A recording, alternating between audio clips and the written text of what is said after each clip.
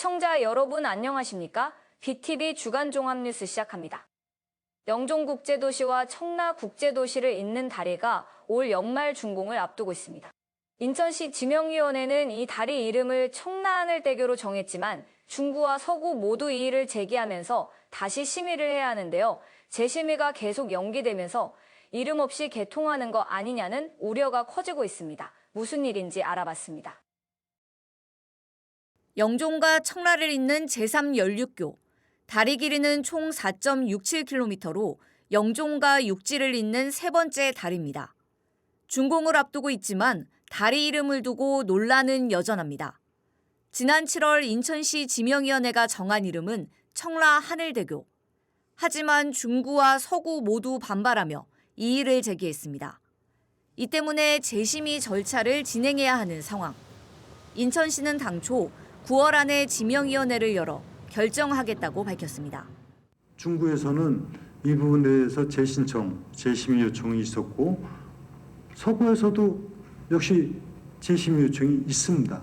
그래서 지명위원회에서 다시 지금 논의를 해서 이제 결정을 하도록 하되 아까 제가 말씀드린 대로 정말 지역 주민의 의견을 존중하되 이것이 해결이 안 될 때는 가장 합리적인 방안을 제시해서 결정되도록 해야 되지 않겠습니까? 하지만 지명위원회 재심의는 계속 늦어지고 있습니다.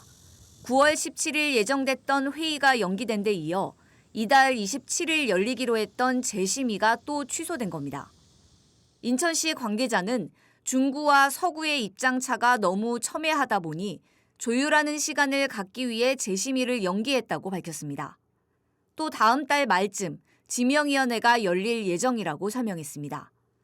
만약 인천시 지명위원회 재심의에 대해서도 이의가 나오면 국토교통부가 국가지명위원회를 구성해 명칭을 정해야 합니다. 최종 확정까지 상당한 시간이 걸릴 것으로 예상되면서 이름 없이 개통할 수도 있는 상황. 가칭 명칭으로 개통할 경우 우리나라 최초라는 불명예를 안게 됩니다. BTV 뉴스 이정윤입니다. 중구 영종도와 옹진군 신도를 잇는 다리가 내년 상반기에 개통할 예정입니다. 개통을 앞두고 교량 이름을 짓기 위한 절차가 진행 중인데요. 옹진군과 중구가 각각 명칭을 의결했는데 다소 이견이 있는 것으로 나타났습니다. 이재호 기자의 보도입니다. 중구 영종도와 옹진군 신도를 잇는 다리인 영종 신도 평화도로 현재 공정률이 80%를 넘어 내년 상반기 개통을 앞두고 있습니다.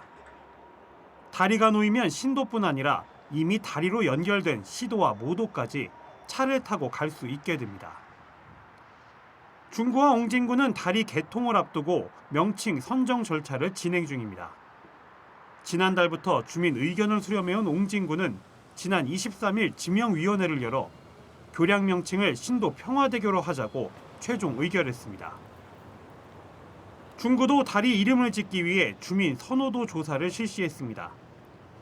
8개 후보명이 제시된 가운데 영종 신도대교가 1위를 차지했지만 중구 지명위원회는 교량이 신도를 위해 지어진 거라며 신도 영종대교로 명칭을 의결했습니다. 두 자치단체 간 다소 이견이 있어 논란이 생길 가능성도 있는 상황. 지역에선 교량 이름을 짓는 과정에서 지역 간 갈등이 불거질 소지가 큰 만큼 설치 목적에 맞는 명칭 선정 원칙이 필요하다는 지적이 나오고 있습니다. 전국의 연육교나 연도교의 지명 갈래를 보면 규정은 없지만 갈래상 70% 이상이 이런 자금선 위주 또 그 교량의 목적과 취지에 부합한 그 지역명을 사용했던 건 사실입니다. 이것이 이제 갈래를 넘어서 명백하게 규정화시키고 이런 작업이 좀 필요할 것 같습니다. 중구와 옹진군이 의결한 명칭은 인천시 지명위원회로 전해집니다. 인천시 지명위원회는 두 자치단체 의견을 종합적으로 검토해 영종 신도 평화도로의 이름을 최종 결정합니다. BTV 뉴스 이재호입니다. 강화군은 지난 2022년 교동도에 문을 연 화개정원. 그런데 이 사업 추진 과정에서 곡식이 일부가 원래 목적과 다르게 사용된 사실이 뒤늦게 드러나 논란이 일고 있습니다. 시민단체는 이번 사안에 대한 철저한 진상규명과 책임자 처벌을 요구하고 있습니다. 보도에 김지영 기자입니다. 지난 2022년 강화군 교동도에 문을 연 화계정원. 산 중턱에는 북한 황해도 일대를 조망할 수 있는 스카이워크 전망대가 설치돼 있습니다. 하지만 지난해 행정안전부 감사 결과 이 사업에 투입된 국시비 일부가 원래 목적과 다르게 사용된 사실이 드러났습니다. 당초 강화군은 교동면 연산군 유배지 공원화 사업 등의 명목으로 63억 원, 교동면 다목적 운동장 조성 사업 등의 30억 원의 국시비를 확보했지만 별도의 사업 변경 절차를 밟지 않고 이 예산을 화계정원 전망대 건립비로 바꿔 사용한 겁니다. 이에 행안부는 보조금 관리에 관한 법률 위반으로 판단하고 사업비 100억 원과 제재 부과금 156억 원 등 총 256억 원을 반환하라고 강화군에 통보했습니다. 화계정원 진상규명 시민대책위는 인천시민사회단체연대와 함께 기자회견을 열고 이번 사태에 대한 철저한 진상규명을 촉구했습니다. 이런 잘못된 거에 대해서 철저히 응징하고 책임을 물어야만 이후라도 비슷한 사건이 벌어졌을 때 상급자가 강요할 때 버틸 수 있는 제도적 근거가 된다. 그런 의미에서 저희는 대책위는 이번 사태가 인천시 지자체 관리 시스템의 민낯을 드러낸 사례라며 이를 계기로 기초자치단체의 보조금 관리 실태 전반을 들여다봐야 한다고 지적했습니다. 인천시는 강화군 사례 외에도 타 지자체의 유사 사례는 없는지를 확인하기 위해 산하지자체 보조금 사업에 대한 전면적인 특별감사 또한 실시할 필요가 있습니다. 이에 대해 강화군은 전임 군수 시절 행정적 미숙함이 있었던 점에 대해서는 인정한다면서도 당시 일부 내용이 유사한 사업을 통합해 효율적인 예산 운용을 위한 조치로 판단했다고 해명했습니다. 그러면서 반환금 납부로 인한 국민들의 복리 증진을 위한 예산은 줄어드는 일이 없을 것이라고 밝혔습니다. 하지만 시민단체는 이번 사안을 단순한 행정실수로 넘겨선 안 된다는 입장입니다. 더 나아가 사법기관의 수사와 관련자에 대한 구상권 청구까지 요구하고 있어 이번 사태를 둘러싼 책임 공방은 당분간 이어질 것으로 보입니다. BTV 뉴스 김지영입니다. 바다에서 다양한 사건, 사고들이 발생하고 있지만 국내에는 분쟁이나 소송을 처리하는 전문 법원이 없는데요. 때문에 해사법원 설치가 시급하다는 지적이 계속 나왔습니다. 국회에선 인천과 부산 두 곳에 해사법원을 설치하기로 합의하면서 기대가 커지고 있는데요. 내년부터 중구 내륙과 합쳐지는 동구는 해사법원 유치에 시동을 걸었습니다. 무슨 일인지 알아봤습니다. 해운 조선 강국인 대한민국. 하지만 각종 해양 사고와 해사 사건을 전문적으로 다루는 법원은 없습니다. 이 때문에 해사 사건을 처리하기 위해 해외로 유출되는 비용만 연간 2천억 원에서 5천억 원에 달합니다. 해사법원 설치가 시급한데 수요자 접근성 등을 따져보면 최적지로 인천이 꼽힙니다. 국제공항과 항만이 있고 해양산업 관련 기업도 수도권에 몰려있기 때문입니다. 영국, 미국, 중국 모두 검토를 해본 결과 국제공항과의 거리가 평균적으로 약 30km 이내에 있었습니다.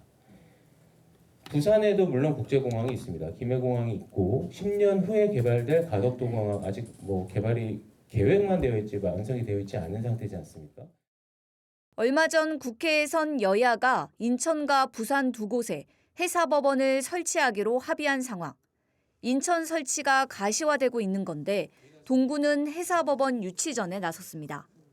내년 7월부터 동구와 중구 내륙이 합쳐지는 제물포구에 해사법원을 설치해야 한다는 겁니다. 제물포구는 이미 인천 내 다른 지역과 비교해서 역사 상징성, 해양 관련 기관의 높은 집적도 그리고 제물포 르네상스 프로젝트 연관성에는 독보적인 강점을 보유하고 있습니다. 하지만 해사법원 유치를 위한 과제들도 있습니다. KTX가 송도역에서 끝날 이유는 없거든요. 이게 인천역까지 가면 자연스럽게 이 제물포구라고 하는 데가 설치가 되면 그것도 논의가 돼볼 수 있는 사안들이거든요. 근데 그게 제5차 국가초토망구축계획에 이게 담겨야 되는 문제거든요. 이 논의에 일단은 불씨를 붙였다. 그러면은 오늘 토론을 계기로 해가지고 그 다음 얘기는 인천의 정치권이 우리 해사법원의 역할을 어떻게 할 건지 이런 것으로 국회 토론이나 등등이 이어져야 한다는 거죠. 동구는 해사법원 유치를 위한 범시민 운동 본부를 구성하고 온 오프라인 서명 운동도 벌일 예정입니다. BTV 뉴스 이정입니다. 현재 중구에 속해 있는 영종국제도시는 내년 7월 자치구로 승격됩니다. 영종구 출범을 앞두고 상징물을 만드는 작업이 한창인데요. 상징물 개발의 바탕이 돼 시민 인식 조사 결과가 나왔습니다. 이재호 기자의 보도입니다. 내년 7월 자치구 승격을 앞두고 있는 영종국제도시. 영종구 출범을 앞두고 상징물 개발을 위한 시민 인식 조사가 마무리됐습니다. 3,915명이 참여한 가운데 참가자들은 영종하면 떠오르는 이미지로 해양 생태를 1위로 꼽았습니다. 바다로 둘러싸인 섬이란 특성이 반영된 결과입니다. 영종을 대표하는 키워드로는 글로벌이 가장 많은 선택을 받았습니다. 우리나라 대표 공항인 인천국제공항을 품고 있다는 게 영향을 미쳤다는 분석입니다. 영종구의 캐릭터 소재를 묻는 질문에서도 바다가 1위를 차지했고 비행기가 뒤를 이었습니다. 아무래도 저희 지역이 이제 바다로 둘러싸여 있고 인천국제공항이 있는 관문 도시이다 보니까 해양 생태 그리고 공항이 있는 도시로서의 관광 인프라, 교통 인프라 그리고 공항과 연계한 산업 발전에 대한 기대감을 통해서 이제 첨단 혁신 도시 이런 순으로 답변이 나왔습니다. 중구는 이번 조사 결과를 영종구 상징물 개발에 반영할 예정입니다. 다음 달까지 기본 디자인을 만들고 전문가 자문과 선호도 조사를 거쳐 내년 2월엔 엠블럼과 캐릭터를 완성할 계획입니다. 완성된 상징물은 영종구 공공표지판과 관광 홍보 등 도시 마케팅에 활용돼 영종구의 인지도를 높이는 역할을 하게 됩니다. BTV 뉴스 이재호입니다.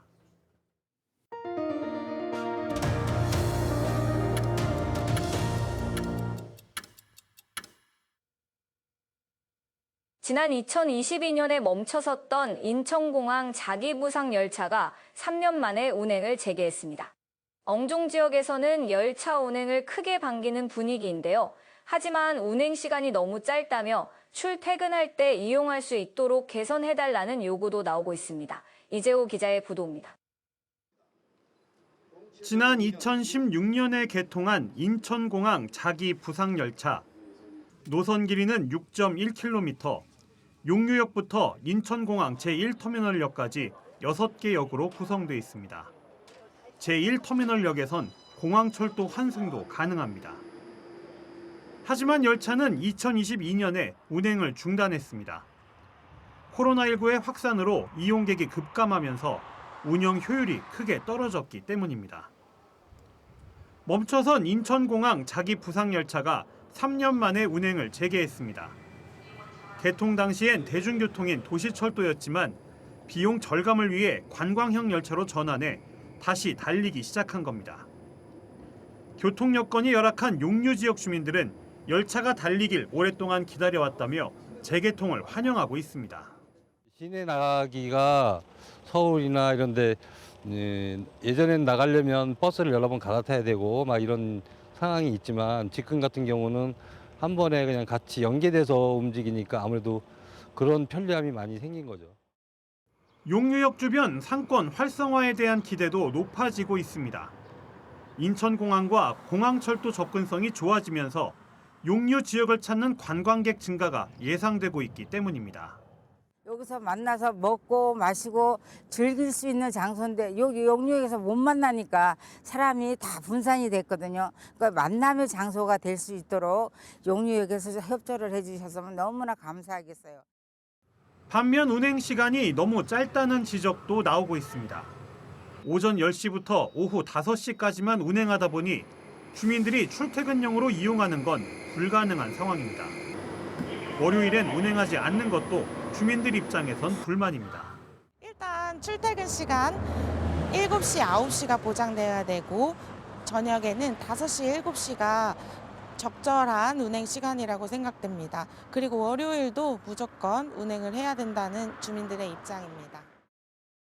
관광용으로 재개통한 인천공항 자기 부상 열차는 누구나 무료로 탑승할 수 있습니다. BTV 뉴스 이재호입니다. BTV 뉴스는 앞서 고급 자원인 종이 우유팩이 제대로 재활용되지 않고 있는 실태를 전해드렸는데요. 학교나 마을 중심으로 재활용을 위한 여러 노력이 이어지고 있지만 한계는 여전합니다. 보도 이후 종이팩 재활용률을 높이기 위한 척간담회가 열려 다양한 과제들이 논의됐습니다. 보도에 김지영 기자입니다. 국내 종이우유팩 재활용률은 2023년 기준 13%에 불과합니다. 금속캔은 86%, 유리병은 82%가 재활용되는 것과 비교하면 현저히 낮습니다. 문제는 재활용 체계에 있습니다. 분리배출 표시가 있지만 실제로는 선별과 수거가 제대로 이루어지지 않고 있기 때문입니다. 인천시의회와 인천녹색연합이 공동 주최한 종이팩 재활용 촉진을 위한 간담회에서도 이런 문제가 지적됐습니다. 사용이 되고 나서 이제 폐기될 때는 굉장히 다양한 형태로 이제 폐기가 됩니다.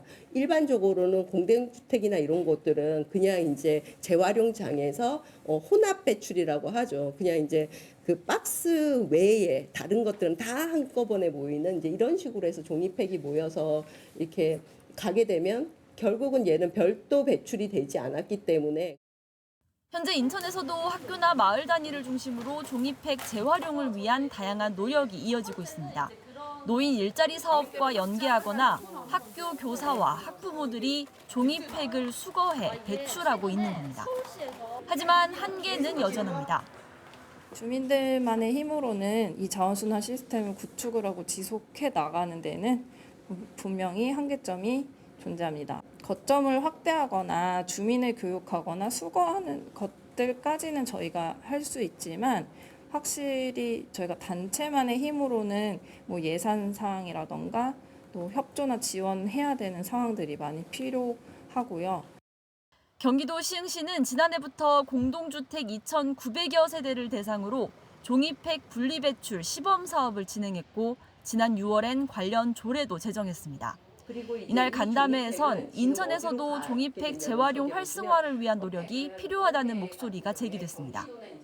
종이팩 재활용 관련된 이런 제도들이 좀 마련이 되어야 이런 것들이 더 활성화될 수도 있다고 봅니다. 그래서 마을에서의 활동, 그리고 이거를 수거해서 재활용한 업체의 좀 활성화, 이런 것들이 다 맞물려야 되기 때문에 뭐 조례 제정이나 혹은 시범 사업을 통해서 그런 내용들을 확대해 나가고 실행 방안을 모색해보는 계기가 필요하다고.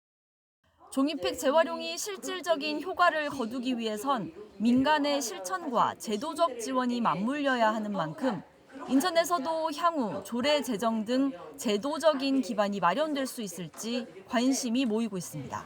BTV 뉴스 김지영입니다. 중국에서는 30년 이상 자연 발효된 보이차를 굴동 보이차라고 부른다고 합니다. 이런 보이차는 아주 높은 가격에 거래된다고 하는데요. 우리나라에서도 수요가 상당한 점을 악용해 가짜 굴동 보이차를 무더기로 밀수입해 유통하려 한 업자가 적발됐습니다. 구혜희 기자가 취재했습니다.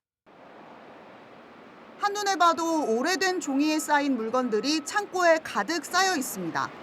호박처럼 보이는 물건의 겉면을 뜯어보니 보이차가 들어있습니다. 인천 본부세관은 지난 6월 오래된 공예품 사이에 가짜 골동 보이차를 숨겨들여온 59살 A씨를 적발했습니다. 골동 보이차는 30년 이상 발효된 제품을 말하는데 A씨는 청나라 말기 문양과 문구가 쓰인 포장지를 이용해 가짜 골동 보이차를 진품처럼 보이게 했습니다. 골동 보이차는 중국에서 굉장히 고가에 판매가 되는 것으로 알려져 있는데요. 국내에서도 수요가 있어 유통할 목적으로 밀수입한 걸로 드러났습니다. 실제 지난 2023년 국내 경매 시장에서는 중국산 정품 골동 보이차 357g이 2억 1천만 원에 낙찰되기도 했습니다. A씨가 밀수입한 가짜 보이차의 양만 1.4톤, 시가로는 1억 3천만 원 수준입니다. 우리나라로 수입하는 물품의 경우 자진 신고가 원칙이기 때문에 모든 수입 물품을 단속하는 데에는 한계가 있습니다. 자진 신고라서 세관에서 검사 선별하지 않는 이상 찾아보기가 어려운데 이제 대량으로 수입하거나 조금 의심스러운 정황이 있으면 이제 면밀히 검사해서 이제 적발을 해야 되는 수밖에 없습니다. 인천 본부세관은 A씨를 관세법 및 식품위생법 위반 혐의로 검찰에 불구속 송치하고 이 같은 불법 행위를 더욱 철저히 단속할 계획이라고 밝혔습니다. BTV 뉴스 구혜입니다. 르네상스 시대, 인쇄술의 발전은 지식의 대중화를 이끌며 세상을 크게 바꿔놓았습니다. 그 중심에는 이탈리아 출신의 출판인 알도 마누치오가 있는데요. 국립세계문자박물관에선 그가 남긴 출판의 업적을 조명하는 특별한 전시가 열리고 있습니다. 보도에 김지영 기자입니다. 문자가 생긴 이래 인류가 남긴 수많은 지식이 담긴 책. 하지만 15세기 알도 마누치오가 등장하기 전까지 책은 일부 지식인만 가질 수 있는 특별한 물건이었습니다. 40이 넘은 나이에 안정된 삶을 내려놓고 출판업에 뛰어든 그는 누구나 손에 들고 다닐 수 있는 크기의 옥타보 판형을 처음으로 도입했습니다. 지식의 대중화가 현실이 되는 순간이었습니다. 구텐베르크의 인쇄술을 가장 먼저 빠르게 받아들였던 이탈리아에서 태어난 알도 마누치오가 책의 판형을 작게 하든지 하는 등의 여러 가지 인쇄 혁신을 통해서 정말 그 책을 대중화시켰고 결국은 지식을 대중화시켰다라는 점이 저희가 꼭 한 번은 소개해야 되겠다. 이후 베네치아는 출판 역사의 새 시대를 맞이합니다. 세계 최초로 기울여 쓰는 이탈릭 체를 개발했고 쪽수를 표시하거나 문장 부호를 활용해 책을 더욱 읽기 쉽게 만들었습니다. 한국과 이탈리아 수교 140주년을 맞아 국립세계문자박물관이 마련한 이번 기획전. 르네상스 시대 가장 아름다운 책으로 꼽히는 폴리필로의 꿈 등 희귀본을 비롯해 알도 마누치오가 남긴 인쇄 혁신의 여러 흔적들을 확인할 수 있습니다.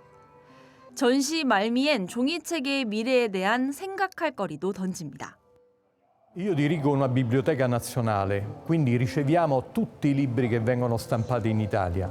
Devo dire che non ne abbiamo mai ricevuti tanti come quest'oggi. Questo ci dice molto sul futuro del libro, perché il libro cartaceo possiede delle caratteristiche che gli danno dei vantaggi che il libro digitale non potrà mai avere.